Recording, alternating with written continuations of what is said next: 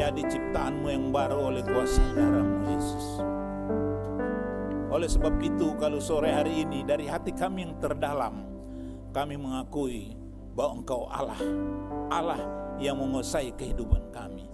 Terima kasih Tuhan, kalau sore hari ini kami ada di tempat ini, kami percaya hadirat-Mu ada di tempat ini.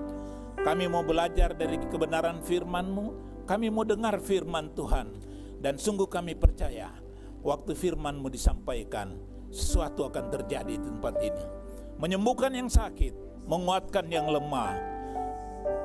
Terima kasih Tuhan, melepaskan segala sesuatu yang berbeban berat. Berfirmanlah pada siang hari ini, kami siap mendengar.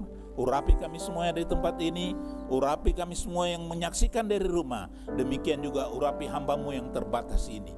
Terima kasih Tuhan, terpuji-puji nama-Mu. Dalam nama Tuhan Yesus Kristus kami sudah berdoa dan bersyukur. Haleluya. Amin. Terima kasih untuk worship team. Thank you. Oke. Bapak Ibu Saudara yang dikasihi Tuhan, selamat sore, shalom. Demikian juga saya mau menyapa yang sedang menyaksikan dari rumah, shalom. Salam sejahtera dalam kasih Tuhan Yesus kita, Yesus Kristus. Puji Tuhan, kalau kesempatan ini saya mendapat bagian untuk menyampaikan firman Tuhan di kebaktian 15.30. Saya percaya Tuhan ada di tempat ini akan menolong kita semua. Kita mau belajar dari kebenaran firman Tuhan. Tuhan Yesus akan memberkati kita semua. Saya bersyukur kepada Tuhan, dan oleh kasih karunia-Nya juga saya ada di tempat ini. Terima kasih. Terpujilah nama Tuhan. Bapak Ibu Saudara sekalian, tanpa terasa 4 hari ke depan, tepatnya di hari Kamis tanggal 18, kita semua umat Kristen akan merayakan hari kenaikan Tuhan Yesus Kristus ke surga. Dan hari ini tentunya kita semua rindu untuk mendengarkan terkait dengan hari kenaikan Yesus Kristus ke surga. Amin. Nah, kita semua tahu peristiwa kenaikan Yesus Kristus ini sampai hari ini masih diperingati di seluruh dunia. Bukan saja hanya di tempat ini, tetapi di seluruh dunia. Oleh karena itu, sore hari ini saya akan menyampaikan firman Tuhan dengan tema menjadi saksi Kristus. Mungkin Bapak Ibu Saudara bertanya-tanya, kok menjadi saksi Kristus sementara kenaikan? Nanti kita belajar dari firman Tuhan yang kita mau baca. Berapa lama kita telah mengenal dan percaya kepada Kristus? Pertanyaan buat saudara dan saya. Sudahkah kita mewartakan kabar baik kepada dunia? Ini berbicara kepada dunia, apalagi cuma di sekeliling kita. Sudahkah kita mewartakan kabar baik itu? Menjadi saksi Kristus merupakan panggilan bagi semua orang percaya tanpa terkecuali. Semua orang percaya harus menjadi saksi Kristus tanpa terkecuali. Atas dasar kebenaran ini, maka tidak ada alasan lain bagi orang yang percaya untuk tidak bersaksi. Tidak ada alasan lain untuk tidak bersaksi bagi Kristus. Mari kita akan membaca bersama-sama satu bagian firman Tuhan dari Kisah Para Rasul pasal yang pertama, ayat yang ke-8 yang berbunyi demikian. Mungkin saudara-saudara kalau rajin membaca Alkitab pasti sudah tahu ayat ini, karena menjelang hari pencurahan Roh Kudus, Tuhan Yesus menaiknya, kita baca ayat ini ya, sama-sama. Kisah Para Rasul pasal yang pertama ayat 8 berbunyi demikian. Tetapi kamu akan menerima kuasa kalau Roh Kudus turun ke atas kamu, dan kamu akan menjadi saksiku di Yerusalem, di seluruh Yudea dan Samaria, dan sampai ke ujung bumi. Bapak Ibu Saudara-saudara yang dikasihi Tuhan, Kitab Para Rasul ini bukan sekedar catatan sejarah mengenai berdirinya gereja. Lebih daripada itu, kitab ini memuat pengesahan bagi para pemberita-pemberita Injil. Semua pemberita Injil, ya. Dan kesaksian mereka yang akan diteruskan disiarkan hingga berabad-abad kemudian. Itulah Kitab Para Rasul. Riwayat yang dicatat oleh Lukas menerangkan sebagaimana kuasa Roh Kudus menjadi penggerak utama bagi pemberitaan Injil ke seluruh dunia. Karena tanpa kuasa Roh Kudus, segala perjuangan para utusan Injil akan menjadi sia-sia belaka. Ketika kita sudah bertobat, kita percaya kepada Tuhan, kita percaya kepada Yesus Kristus, dan sudah lahir baru, sudah mengalami baptisan air, bahkan baptisan Roh Kudus, sebuah pertanyaan yang perlu kita renungkan adalah, apa langkah selanjutnya yang harus kita lakukan sebagai orang percaya supaya hidup kita terus bergerak dan bertumbuh semakin serupa dengan Kristus? Jawabannya terdapat di dalam ayat yang sudah kita baca barusan tadi. Sebagaimana yang dilakukan para murid Tuhan Yesus masa gereja mula-mula, yaitu menjadi saksi Kristus, adalah pola yang sama yang harus kita lakukan. Kita harus percaya bahwa ketika sudah dipenuhi dengan Roh Kudus, maka kita mempunyai kuasa untuk menjadi saksi-saksinya. Ingat itu, kalau kita sudah dipenuhi oleh Roh Kudus, maka kita mempunyai kuasa untuk menjadi saksi-saksinya.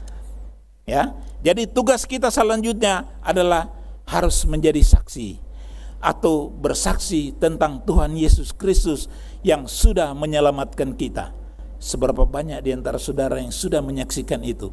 Kalau ada saudara mengalami sesuatu dalam hidup saudara, bersaksi, beritahu bahwa Tuhan Yesus baik, sudah melakukan yang terbaik buat kita. Saya percaya Bapak Ibu sudah pernah mengalami itu. Saya pun mungkin saya akan bersaksi bagaimana pertolongan Tuhan yang saya alami ketika saya menderita sakit. Mungkin kalau saudara lihat, oh itu sehat-sehat aja ini. Tapi pernah saya alami, tetapi dengan kuasa Roh Kudus, pertolongan Tuhan yang nyata, saya boleh mengalami itu. Sehingga begitu saya sembuh, saya bersaksi kemana-mana. Saya sampaikan, beginilah pertolongan Tuhan. Saya bersaksi, Tuhan itu baik, Dia menolong kita. Jangan kita simpan apa yang kita sudah alami, tetapi kita harus bersaksi. Menjadi anak-anak Tuhan, kita harus bersaksi. Jadi tugas kita selanjutnya adalah menjadi saksi atau bersaksi tentang Tuhan Yesus Kristus yang sudah menyelamatkan kita. Jika kita menjadi saksi Kristus, maka kita akan tetap percaya kepada Tuhan dan iman kita semakin kuat. Bapak Ibu Saudara yang dikasihi Tuhan, kita adalah orang-orang yang sudah diselamatkan oleh Kristus. Karena itu tentunya kita tidak boleh tinggal diam. Mari kita fokuskan diri untuk melakukan perintah agung ini, yaitu menjadi saksi Kristus sampai ke ujung bumi. Amin. Kita harus menjadi saksi Kristus sampai ke ujung bumi. Sebagaimana ayat firman Tuhan yang akan kita pelajari hari ini dalam Kisah Para Rasul 1 ayat 8, tetapi kamu akan menerima kuasa kalau Roh Kudus turun ke atas kamu, dan kamu akan menjadi saksiku di Yerusalem dan di seluruh Yudea dan Samaria dan sampai ke ujung bumi. Bapak Ibu Saudara yang dikasihi Tuhan, kita sebagai orang-orang yang telah ditebus dari dosa, kita semua yang sudah ditebus dari dosa saudara dan saya, dibeli dengan darah yang mahal, yaitu darah Kristus sendiri. Dan sekarang kita telah menjadi milik Kristus sepenuhnya, karena kita sudah ditebus dengan darah Kristus. Maka fokus utama kita adalah kepada Kristus dengan segala perintah-perintahnya yang harus kita kerjakan. Kita sudah menjadi miliknya, kita sudah menjadi milik kesayangannya.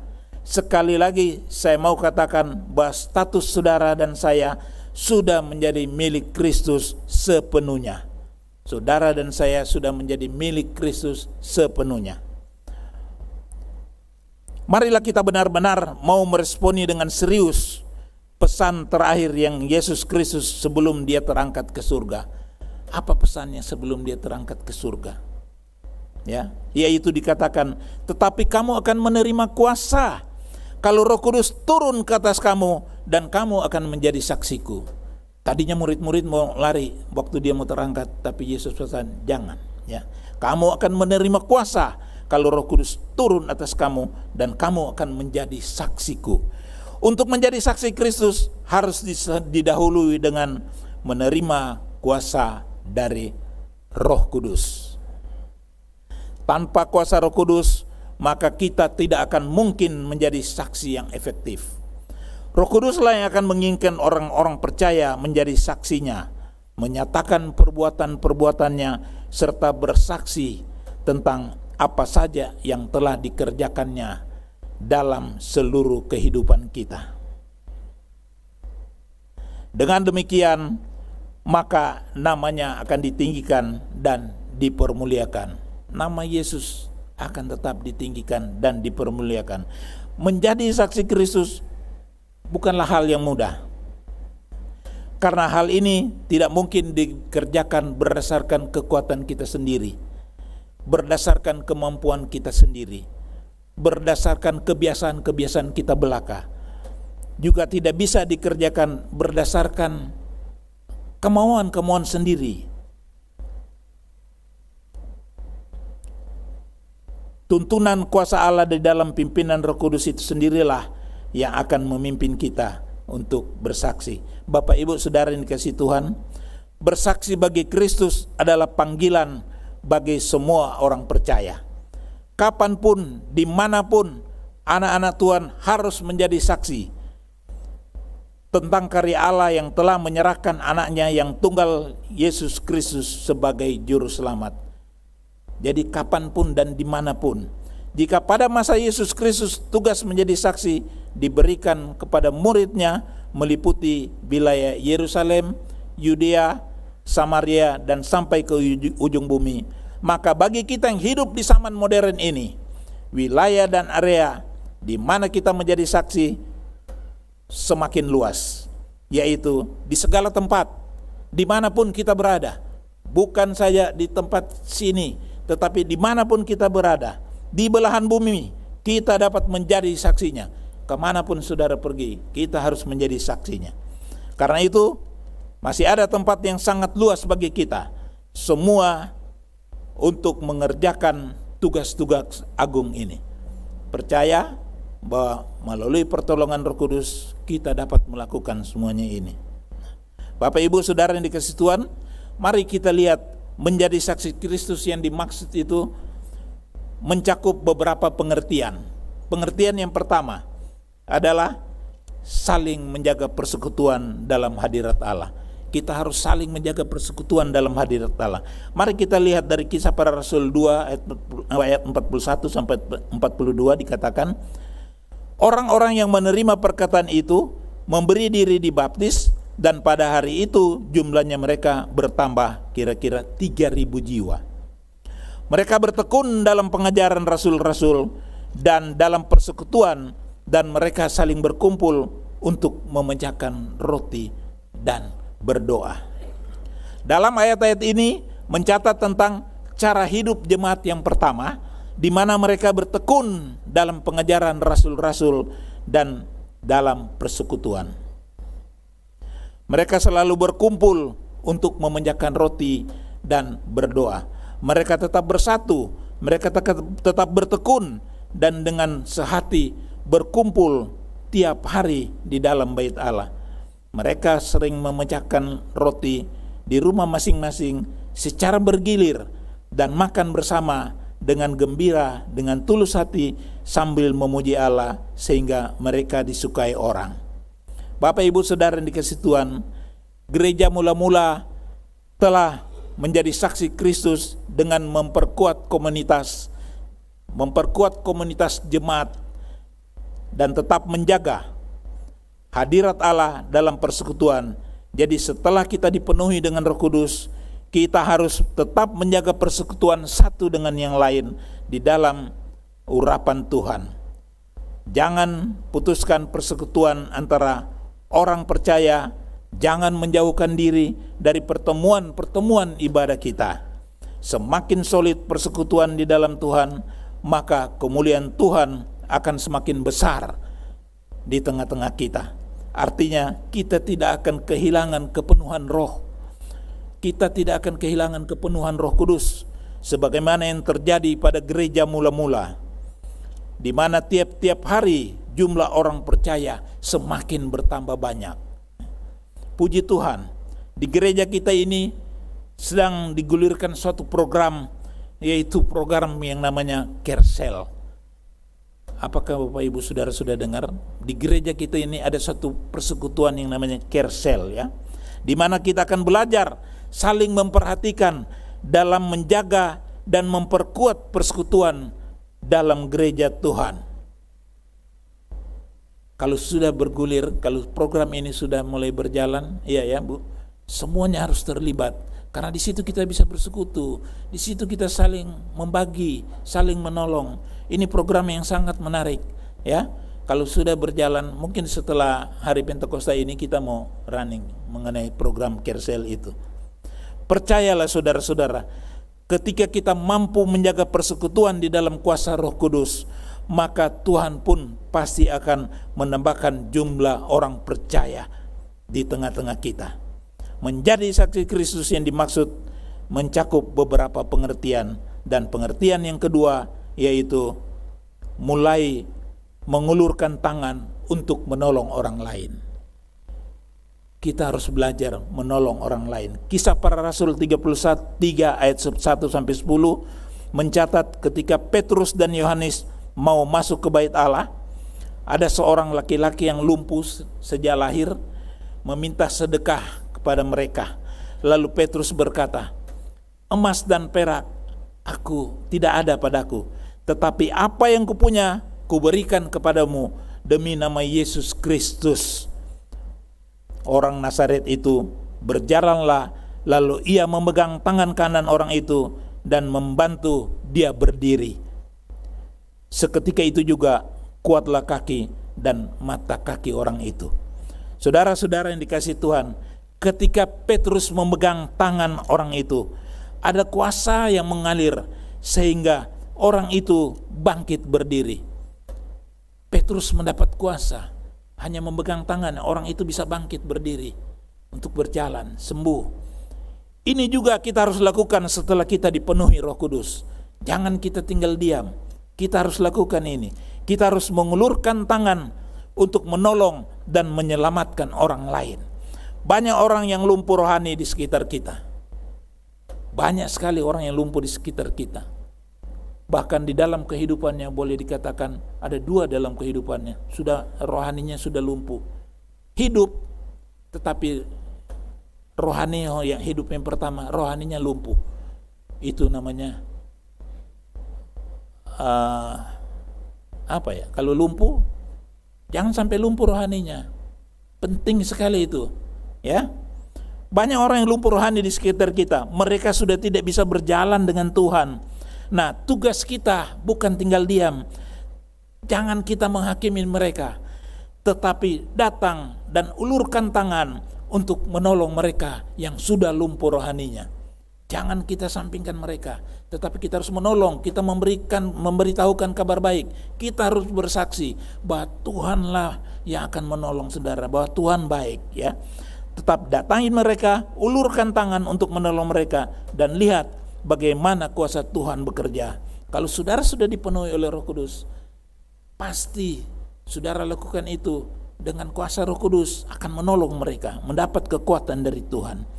Selama kita hanya melipat tangan dan tidak berbuat apa-apa untuk menolong orang lain, maka kemuliaan Tuhan tidak akan terjadi.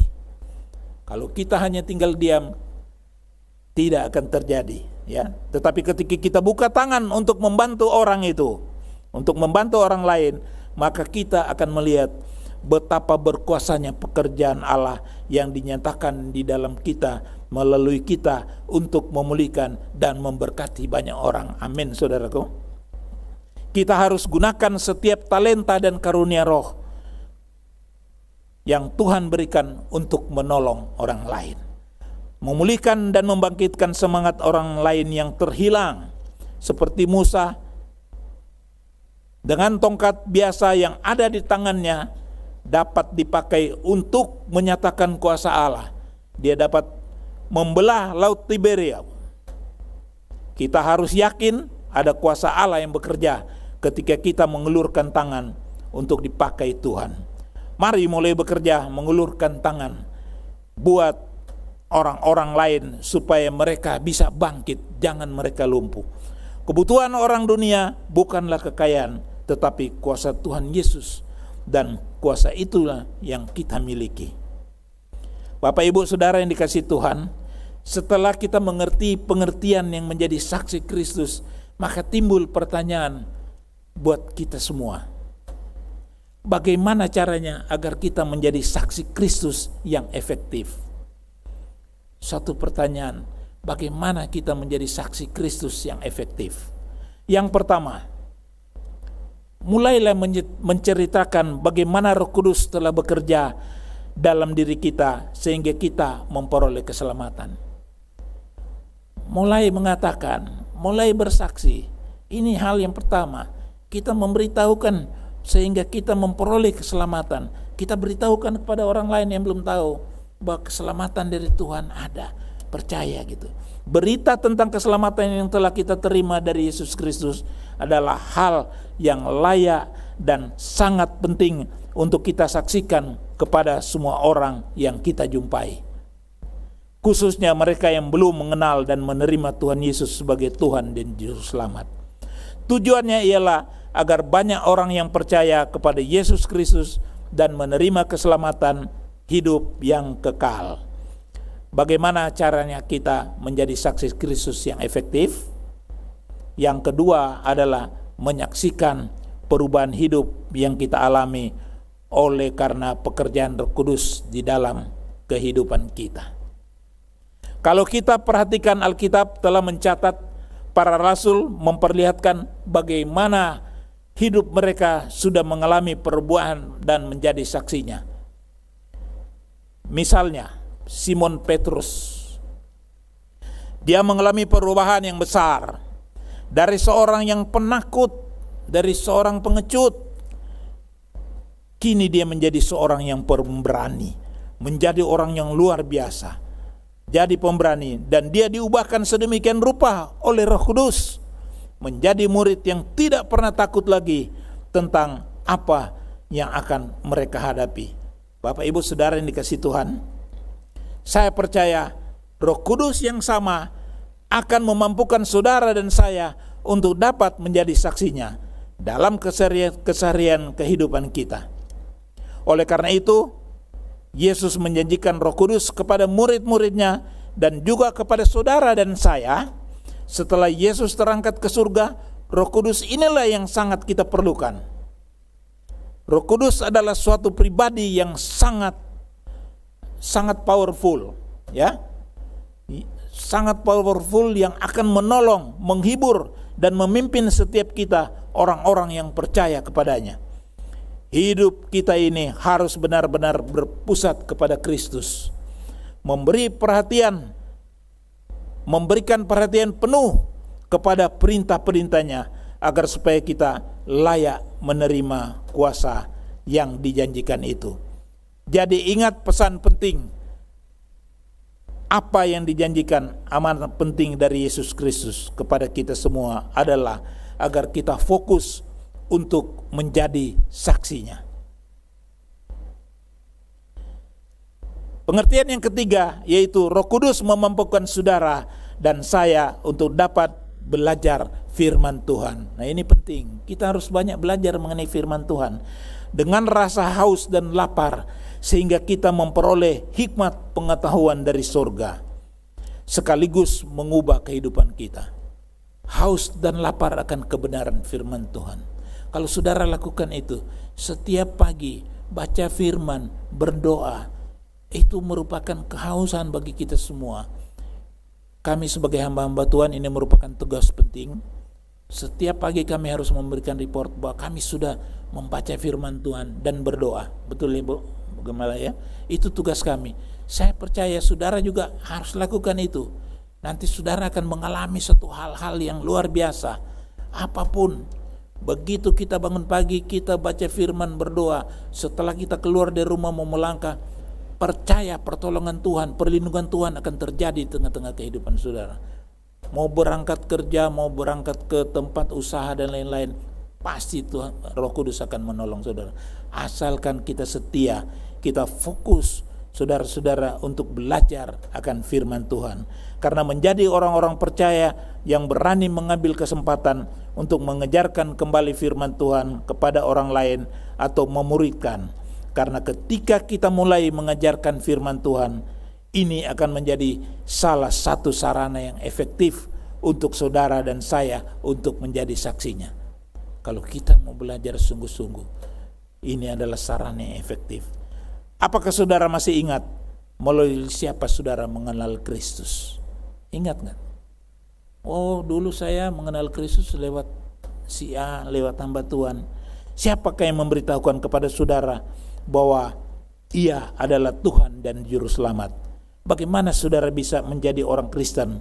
Entah melalui orang tua, entah melalui teman, membaca buku, mendengar radio, hadir di acara-acara KKR, atau pengalaman hidup dan sebagainya. Nyatanya sekarang kita telah menjadi orang percaya karena ada orang lain yang terlebih dahulu bersaksi tentang Tuhan Yesus kepada kita. Itu ada orang lain yang sudah bersaksi kepada kita. Nah, saudara-saudara yang dikasihi Tuhan, lewat firman Tuhan di dalam Kisah Para Rasul 1 pasal yang pertama ayat 8, kita belajar dari para murid Tuhan Yesus. Ya, sekalipun mereka yang telah menyaksikan dengan langsung kehidupan dan ajaran Tuhan Yesus setiap hari, tetapi tidak serta-merta mereka dapat bersaksi. Karena mereka diminta untuk menunggu sampai dipenuhi Roh Kudus. Waktu Tuhan Yesus menaik, mereka diminta tunggu, kamu akan dipenuhi, ya, akan dipenuhi oleh Roh Kudus, yang akan memampukan mereka menjadi saksi Kristus sampai ke ujung bumi. Roh Kuduslah pemeran utama dalam bersaksi, dan kita dipanggil untuk ikut serta dalam karya itu. Kita tidak dapat mengandalkan kemampuan kita sendiri untuk bersaksi. Ada banyak tantangan untuk bersaksi, dan tanpa pertolongan Roh Kudus tidak akan sanggup menghadapi tantangan tersebut. Setiap saat kita harus meminta pertolongan Roh Kudus. Dalam zaman yang makin kompleks dan terbuka saat ini, bersaksi tidak dapat dilakukan hanya berbekal tekad dan niat saja. Itu memang diperlukan keberanian. Tetapi bersaksi dengan bijaksana harus benar-benar kita harus perhatikan siapakah yang dapat membimbing melaksanakan tugas kesaksian ini. Dialah Roh Kudus. Dialah yang akan memimpin kita.